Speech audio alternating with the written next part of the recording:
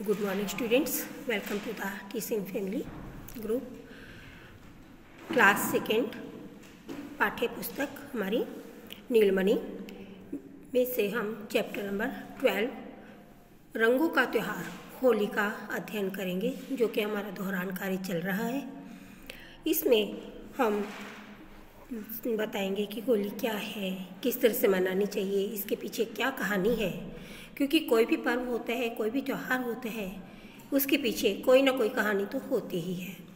तो इस पर्व के पीछे क्या कहानी है, उसके बारे में हम इस चैप्टर में अध्ययन करेंगे। हमारे देश में अनेक त्यौहार मनाए जाते हैं, होली भी उनमें से एक है। इसके बारे में इस लेसन में हम जानेंगे।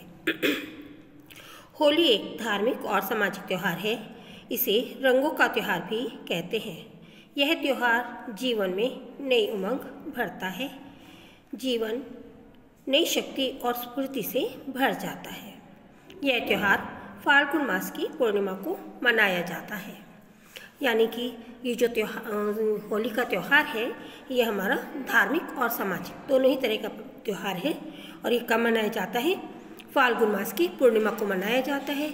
और इसे क्या कहा जाता है? रंगों का त्यौहार इसे कहा जाता है। इस त्यौहार को मनाने के पीछे एक पुरानी घटना है। जैसे कि मैंने आपको पहले ही बताया कि कोई ना कोई पर्व होता है, त्यौहार होता है, उसके पीछे कोई ना कोई स्टोरी तो होती ही है। जो इस लेसन की जो हमारा त्यौहार है होली, इसके पीछे भी एक घटना है जो इस प्रकार है। कहा जाता है कि एक राजा हिरण्यकश्यप दुष्ट और अहंकारी राजा था। वह लोगों से अपनी पूजा कराता था। यानी कि कुछ राजा तो होते हैं, बहुत अच्छे होते हैं, अपनी प्रजा को अपने संतान की तरह से पालते हैं। लेकिन यहाँ राजा कौन है? हिरण्यकश्यप, जो कि दुष्ट और अहंकारी है। अब ये क्या करता है? लोगों से अपनी पूजा करवाता है। लोगों को कहता है मेरी ही पूजा करनी है। उसके राज्य में कोई भी ईश्वर भक्ति नहीं कर सकता था। यानी कि वो राजा तो अपनी ही भक्ति करवा रहा है, तो वो ईश्वर की भक्ति कैसे करने देगा? वो तो ईश्वर की भक्ति करने ही नहीं देगा। अब देखो जैसा होता है, उसके आगे क्या मिलता है। उसका एक पुत्र था, उसका नाम था प्रहलाद। यानी कि हिरण्यकश्यप जो राजा है, उनका एक पुत्र हुआ जिसका नाम प्रहलाद था। प्रहलाद ईश्वर का भक्त था। अब राजा तो सबसे अपनी भक्ति करवा रहा है, लेकिन यहाँ जो उसका अपना खुद का पुत्र है, वो क्या कर रहा है? भगवान की भक्ति कर रहा है। अब राजा हिरण्यकश्यप ने अपने पुत्र प्रहलाद से बहुत कहा कि वह ईश्वर की भक्ति को छोड़ दे, उसकी पूजा भक्ति छोड़कर अपने पिता की भक्ति करे, यानी कि उसकी पूजा करे। लेकिन वह नहीं माना। अब राजा है, राजा को तो डर लगेगा ही ना कि सारी प्रजा से तो मैं अपनी पूजा करवा रहा हूँ और मेरा खुद का पुत्र क्या कर रहा है? ईश्वर की भक्ति कर रहा है। अब अगर अपना पुत्र ही ईश्वर की भक्ति करेगा, कल को तो सारी प्रजा ही ईश्वर की भक्ति करने लगेगी। इसलिए उसने अपने पुत्र को बहुत बार कहा कि देखो, तुम ये ईश्वर भक्ति छोड़कर, मैं ही राजा हूँ, मैं ही भगवान हूँ सबका, मेरी ही पूजा करो। लेकिन हिरण्यकश्यप का पुत्र नहीं माना। अब हिरण्यकश्यप दुष्ट और अहंकारी तो था ही, अतः उसने अपने पुत्र प्रहलाद को भी मारने की कोशिश की। अब देखो वो इतना अहंकारी था, अपनी प्रजा को तो कष्ट क्या देना था, उसने तो अपने खुद के पुत्र को भी मारने की कोशिश की कि किसी तरह से ये नहीं होगा, क्योंकि ईश्वर भक्ति छोड़ नहीं रहा है, इस तरह से सारी प्रजा ही मेरे खिलाफ हो जाएगी। तो उसने क्या किया? अब जब मेरा पुत्र ही नहीं रहेगा, तो प्रभु भक्ति ही नहीं करेगा, तो प्रजा भी मेरी ही भक्ति करती रहेगी, कोई भी मेरे खिलाफ नहीं होगा।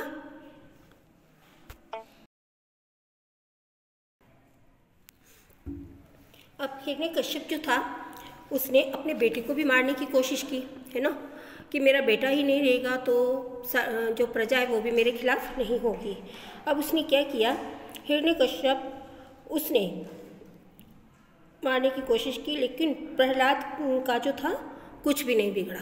अब जो प्रहलाद है, उसने बहुत तरह से कोशिश की, कभी किसी तरह से उसको मार दें, कभी किसी तरह से उसको मार दें, लेकिन प्रहलाद का कुछ भी नहीं बिगड़ा। अब देखो उसका पिता और कहाँ तक गया। राजा की यानी कि हिरण्यकश्यप, उसकी एक बहन थी। कौन? होलिका। उसको जो होलिका थी उसको भगवान का वरदान प्राप्त एक चुनरी थी उसके पास, जिसे ओढ़कर यदि वह आग में बैठ जाए तब वह आग उसके शरीर को जला नहीं सकती थी। यानी कि अगर जो होलिका को चुन्नी मिली है वो पहनकर वो आग में भी बैठ जाए, देखो वरदान भी मिला तो क्या मिला, आग में भी बैठ जाए तो वो चुन्नी की वजह से आग उसको जलाएगी नहीं। अब यह जो बात थी हिरण्यकश्यप जानता था, अतः उसने एक दिन होलिका को आदेश दिया कि वह प्रहलाद को गोद में लेकर आग के बीच में बैठ जाए, जिससे प्रहलाद तो जलकर मर जाएगा और होलिका बच जाएगी, क्योंकि चुनरी किसकी है, होलिका की है, होलिका उसको ओढ़कर बैठेगी, तो ऐसा भी इस तरह से प्रहलाद खत्म हो जाएगा। अब है तो वो पिता, लेकिन फिर भी देखो अपने पुत्र को किस तरह की सजा दे रहा है, क्योंकि अहंकार ही है, अपना अहंकार नहीं छोड़ना चाह रहा है, तो अहंकार इसीलिए बहुत बुरी चीज़ है। अब होलिका वो तो हिरण्यकश्यप की बहन थी, अब हिरण्यकश्यप जो उसे कहेगा उसको तो मानना पड़ेगा। अब जो होलिका थी वह प्रहलाद को गोद में लेकर आग में जाकर बैठ गई। अब होलिका आग में जाकर बैठ गई, उसने चुनरी भी पहनी हुई है। अब आगे देखिए क्या होता है। होलिका के सिर से चुनरी खिसक कर प्रहलाद के सिर पर आ गई। क्यों? प्रहलाद कौन है? भगवान का भक्त है, तो भगवान अपने भक्तों की हर जगह सहायता करते ही हैं। वहाँ हमेशा बुराई की तो हार होती ही है और जो सच्चाई होती है वो हमेशा जीतती है। एक तरफ उसका पिता अहंकारी, दूसरी तरफ जो उसकी बहन काम कर रही है, यानी कि प्रहलाद की बुआ हुई ना वो होलिका, वो भी जो काम कर रही है वो भी गलत है, क्योंकि किसी की जान लेना बहुत गलत बात है। अब होलिका की जो सिर से चुनरी थी वो खिसक कर कहाँ आ गई? प्रहलाद के सिर पर आ गई। अब होलिका तो आग में जलकर राख हो गई और प्रहलाद जीवित बच गए। इसी घटना की याद में लोग होलिका जलाते हैं। अब आपको मालूम है जब भी होली आती है, होलिका से एक दिन पहले होलिका की पूजा की जाती है और उसको जलाया जाता है, और सेकेंड डे हम क्या करते हैं? होली खेलते हैं, दुलंडी कहा जाता है जिसे, वो खेलते हैं, एक दूसरे को रंग लगाते हैं। इस दिन लोग नाचते गाते हैं और एक दूसरे के गले मिलते हैं। अनाज की बालियों को आग में भूनकर उनके दाने बांटे जाते हैं। रात को लोग लकड़ियों के बड़े ढेर में आग लगाकर उसकी परिक्रमा करते हैं। ढोल नगाड़ों की थाप पर मनुष्य, स्त्री और बच्चे सभी झूमकर नाचते हैं। अगले दिन रंगों की होली खेली जाती है। तो अब आपको पता लगा होगा होलिका यानी कि होलिका को जलाया गया था, उसी के नाम से इस त्यौहार का नाम होली भी पड़ा। ठीक है, रंगों का जीवन में बहुत बड़ा महत्व है। पहले ज़माने में देखो, आज तो हम किस तरह के रंग यूज़ करते हैं, लेकिन पहले ज़माने में देखिएगा किस तरह के रंगों को यूज़ किया जाता था। डाक के फूलों का रंग हमें कई बीमारियों से बचाता है। पहले टेसुओं के फूलों के रंग गुलाल, अबीर और चंदन जैसे लाभकारी पदार्थों से होली खेली जाती थी। लेकिन अब इन चीज़ों का जो स्थान है वो किसने ले लिया है? रासायनिक गुलाल, कीचड़ व पेंट ने ले लिया है, जो कि हमारे लिए बहुत ही हानिकारक है ना। तो ये वाले रंग तो अपने को यूज़ करने ही नहीं है। अब जो बच्चे हैं, अब ये तो बड़ों की बात हो गई कि वो इस तरह के रंग यूज़ कर रहे हैं, लेकिन जो बच्चे हैं, बच्चों ने भी रंगों को छोड़कर आने जाने वालों के ऊपर क्या करा? पानी वाले जो गुब्बारे होते हैं, पानी भरते हैं और वो फेंकते हैं। इससे कई बार खुशी के स्थान पर क्रोध एवं झगड़े का माहौल बन जाता है। हमें ऐसे कार्यों से सदैव बचना चाहिए। यानी कि कोई भी अगर ऐसा काम हो जाता है, कोई भी ऐसा काम नहीं करना। अब हम होली खेलते हैं तो हमें क्या करना चाहिए? आजकल चलो ज़्यादा अच्छे कलर तो नहीं भी मिलेंगे, फिर भी हमको ऐसे कलर यूज़ करने हैं जो दूसरे को नुकसान नहीं पहुंचाए।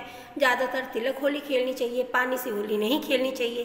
पानी से अगर खेलते भी हैं तो इस तरह से खेलें कि किसी दूसरे को नुकसान नहीं हो। यानी कि होली खेलते खेलते हम एक पर्व मना रहे हैं, पर मनाते मनाते वहाँ लड़ाई झगड़े शुरू हो जाएंगे तो वो भी अच्छा नहीं लगेगा। ठीक है ना। तो जो खुशी का माहौल होता है वो कहाँ बदल जाता है? लड़ाई झगड़े में बदल जाता है। तो कभी भी ऐसा नहीं करना चाहिए।